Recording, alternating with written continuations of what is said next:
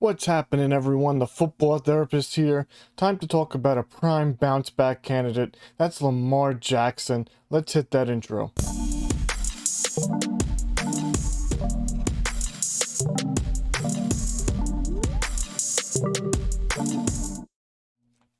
So going into the 2020 fantasy football season, Lamar Jackson had some of the highest ADP for a quarterback that we've seen in recent years. In some leagues, he was going as early as the late first round, and in most leagues, he was going early second round to mid second round. He was coming off that MVP season, and yes, I can understand why people would draft him there, but to me, there was going to be some regression coming into the 2020 season. Now, looking at his 2020 season, I don't think the season was as bad as people think it was.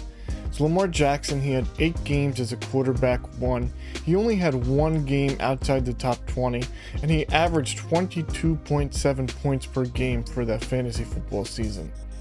The big thing that we saw with Lamar Jackson in the 2020 season was that his pass touchdowns dipped dramatically. It went from 36 to 26. And yes, that's kind of a regression that we would see from a quarterback like Lamar Jackson. The big thing that we know about Lamar Jackson is he has that high floor relative to his rushing game. He had over 1,000 yards last season again on the ground, and he had 7 rushing touchdowns. Now, one of the reasons why I think that he could be more successful in the 2021 season is because I think that the Ravens will have a better established run game behind him and will not be rotating backs as much. Early last season, we saw as many as three backs get on the field. There was Gus Edwards, Mark Ingram, and J.K. Dobbins, and the split to me was just too much that it really impacted the run game overall for the Ravens. Going into the 2021 season, I see J.K. Dobbins taking the lead role, and I really think that this team is going to get back on track to that run game with Lamar Jackson and J.K. Dobbins really leading the way. If they could bring in another weapon, I think that his passing touchdowns can also improve.